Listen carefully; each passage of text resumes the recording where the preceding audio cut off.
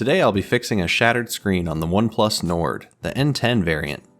The back panel's beautiful design is surpassed only by how beautiful this impact mark is on the screen. Gorgeous, right? Splinters and fragments of tempered glass spread across the entire display. Maybe a screen protector would be a good idea. The back panel is plastic and held down with some black water-resistant adhesive.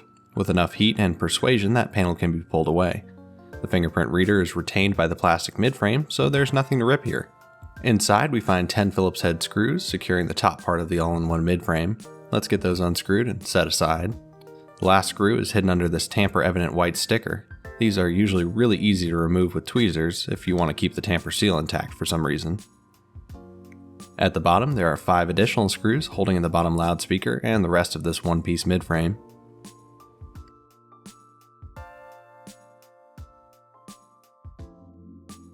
Before removing the midframe, we have one last thing to take out, the SIM tray.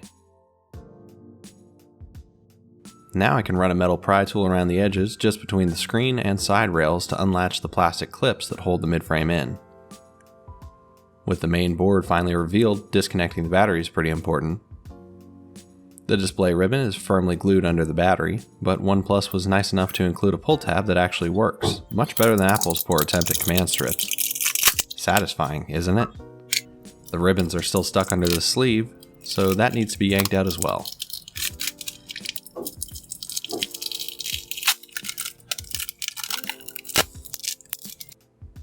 After cooking the screen on a heating mat, I'll use a 1/10 of a millimeter thick pry tool to separate the display from the frame. It can then peel away, usually causing the layers to separate, which is fine because now I can show you the tiny row of LED lights that illuminate the LCD from behind.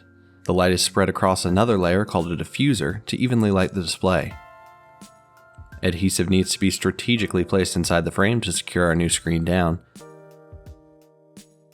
I don't have access to the strange liquid-based glue OnePlus used originally, but you can't really go wrong using some Tesa tape. The display ribbon is fed through a rectangular cut in the housing, and the screen is firmly pressed to the frame. After some weird bending of the ribbon, the display connector can be seated back to the board, along with this other large ribbon next to it that connects the main and sub boards inside. The battery is reinstalled, sandwiching those ribbons to the frame. The itty-bitty fingerprint reader flex needs to be reconnected and lined up prior to clipping the midframe back in. Next, I can get all the screws tightened back down. This midframe isn't going to escape anytime soon.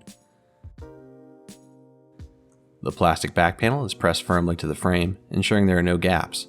Though this phone is probably not water and dust resistant anymore, aesthetics are important too.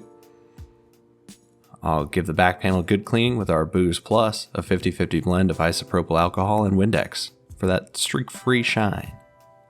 I'll get this phone charged up, test it out, and make sure the screen isn't lifting before returning it to the owner. This one is fixed up and ready for action. Thanks for joining me. Leave some comments or questions below, and I'll see you next time.